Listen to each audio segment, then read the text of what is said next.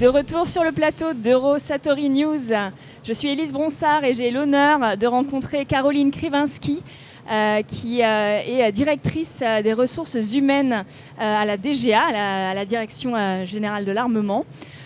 Bonjour. Bonjour Élise, merci de m'accueillir sur votre plateau ce matin. Avec plaisir.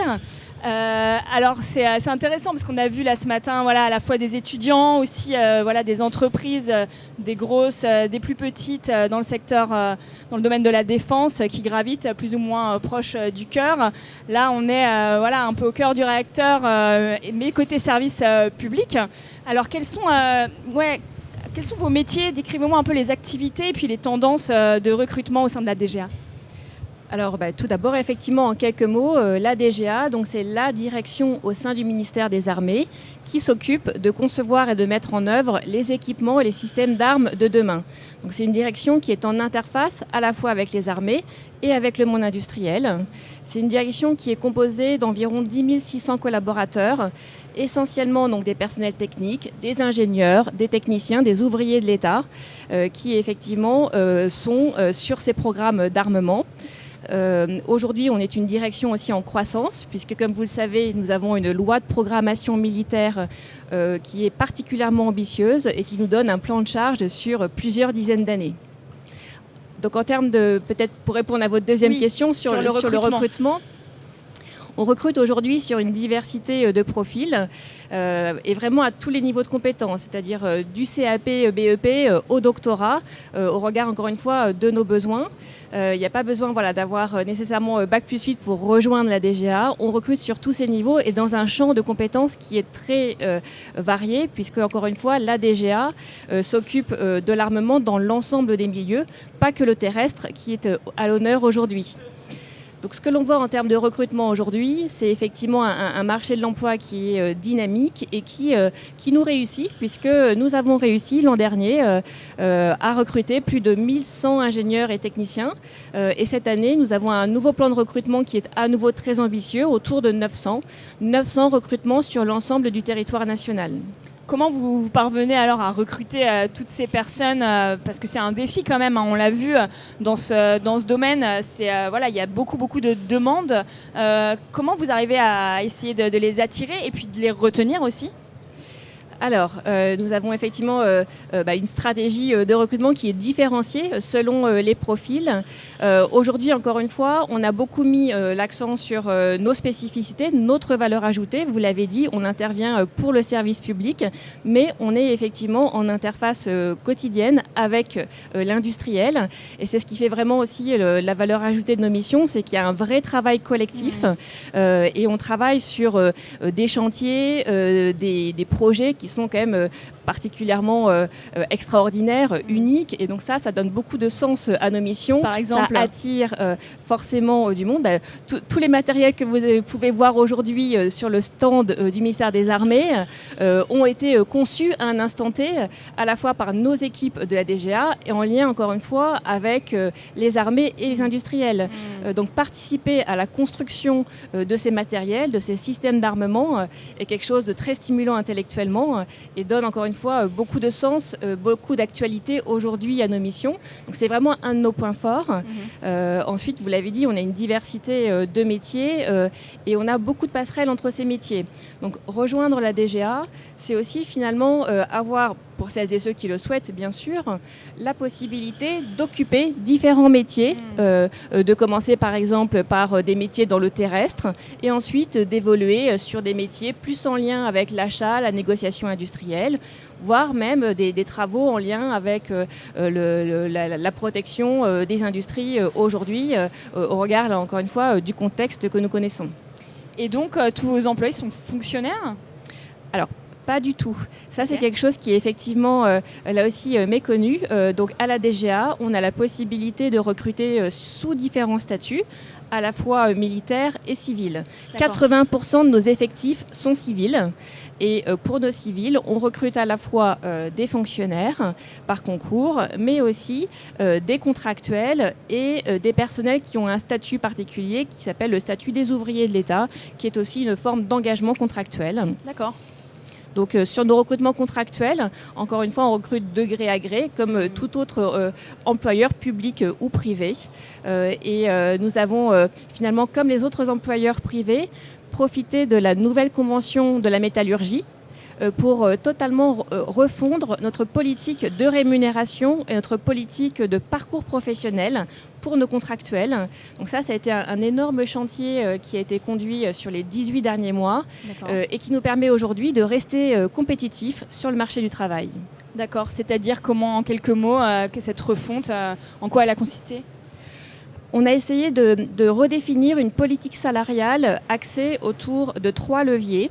Un premier levier pour valoriser les parcours professionnels, donc permettre effectivement à celles et ceux qui changent de classe d'emploi dans la nouvelle classification des emplois et donc de responsabilité, qui changent d'emploi, de pouvoir voir ce changement reconnu sur leur fiche de paye et donc d'avoir une politique salariale qui permet de valoriser ces changements pour que nos personnels justement s'inscrivent dans la durée autant que possible chez nous. Ça, c'est un de nos premiers leviers. Le deuxième levier, qui est là aussi très important pour nous, parce qu'on est une direction technique, c'est le levier qui vient valoriser l'acquisition de compétences et de savoir-faire. On a, nous, besoin d'entretenir un capital de compétences extrêmement fort, puisqu'on doit être tout le temps à la pointe de la technique et de la technologie. Donc pour cela, les personnels qui font les efforts justement de formation, de développement de leur savoir-faire bénéficient également de revalorisation salariale pour envoyer des messages sur l'importance de cette expertise technique pour nous. Et le dernier levier, il est assez commun à tous les autres employeurs. C'est le levier qui permet de valoriser une performance individuelle ou collective et qui nous permet là aussi de garder nos personnels les plus motivés dans la durée. Je remarque depuis ce matin qu'on rencontre des directrices de ressources humaines, que ce sont des directrices bien souvent, c'est-à-dire des femmes. Alors les ressources humaines, ça intéresse les femmes. La défense, c'est de manière générale peut-être un peu plus compliqué. Comment vous vivez ça, vous, ces questions de parité ? Alors peut-être, pour vous dire que moi j'ai été nommée le 8 mars 2023 et que j'ai succédé à un homme et même à une continuité d'hommes, puisque c'est la première fois que le poste de directeur des ressources humaines à la DGA est occupé par une femme, a fortiori en plus par une civile. Donc c'était aussi, voilà... Quel est votre parcours, vous, alors ? Comment vous en êtes arrivé là ? Alors moi, j'ai un parcours d'une quinzaine d'années d'expérience dans la fonction publique sur des fonctions RH et de conduite de transformation managériale. Donc j'ai occupé plusieurs responsabilités, à la fois en territorial, au niveau de l'État, à la Cour des comptes, en cabinet ministériel et puis plus récemment à la Caisse des dépôts, qui était mon précédent job où j'étais déjà sur une fonction de directrice adjointe des ressources humaines. Alors, vous avez vu plein de choses dans le service public. Qu'est-ce qui vous a marqué à la DGA à votre arrivée ? Alors pour moi, c'est un vrai coup de cœur, c'est vraiment le sens du collectif. Il y a vraiment une culture maison, des valeurs et un travail au quotidien qui se fait en équipe. Les métiers sont très intégrés les uns les autres, très complémentaires, dans la mesure où, encore une fois, on doit livrer ensemble des matériels pour nos forces armées. Et ça crée un sentiment de cohésion, d'appartenance, une fierté dans l'exercice des missions aussi au regard encore une fois, de l'intérêt et la valeur ajoutée de nos projets qui est très fort. Et donc on est extrêmement bien intégré quand on arrive à la DGA. Et ce qui, encore une fois, moi, m'a le plus frappé, c'est vraiment ça. Et ce qui nous différencie, cet esprit collectif et ce souci, encore une fois, de l'engagement au service et du ministère des Armées et des Forces armées, et bien sûr ce travail au quotidien avec les industriels qu'on retrouve quand même assez rarement dans la fonction publique.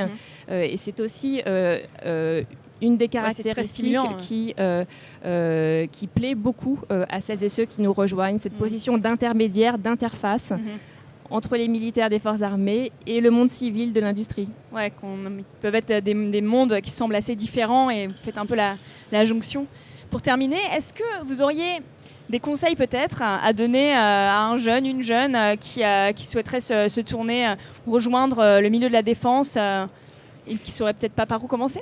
C'est déjà effectivement de lui expliquer qu'il y a beaucoup d'opportunités aujourd'hui dans le monde de la défense, vous l'avez dit, dans l'industrie, mais aussi au niveau du ministère des Armées et tout particulièrement à la DGA.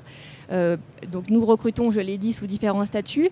Je pense que ce qui serait intéressant, c'est effectivement d'avoir une première expérience déjà au sein de la DGA ou du ministère de la Défense. Et pour cela, nous avons aujourd'hui beaucoup de stages, beaucoup d'apprentissage, mais aussi la capacité à recruter sous un contrat armée-jeunesse pour les personnels de moins de 30 ans, qui peut être aussi une première expérience.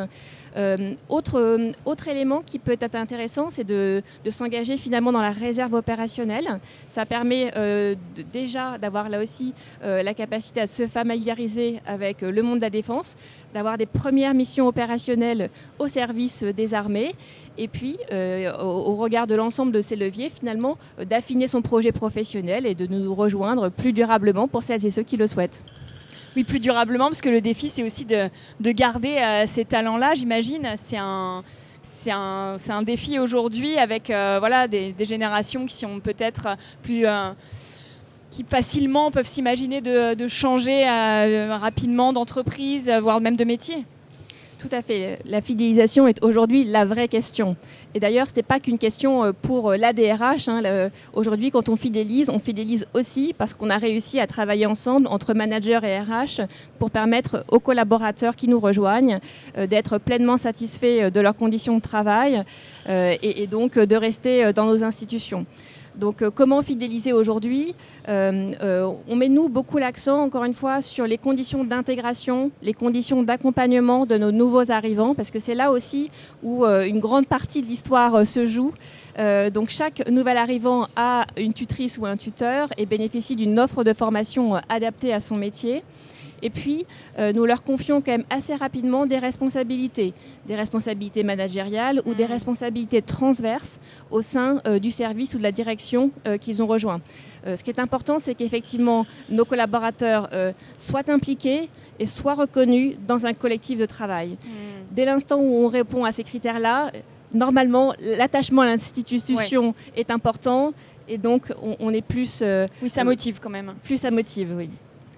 Caroline Krivinski, merci beaucoup de nous avoir rejoints sur ce plateau pour partager avec nous vos connaissances de ce métier, de ce milieu et votre passion pour les métiers de la défense. Merci beaucoup. Merci Élise.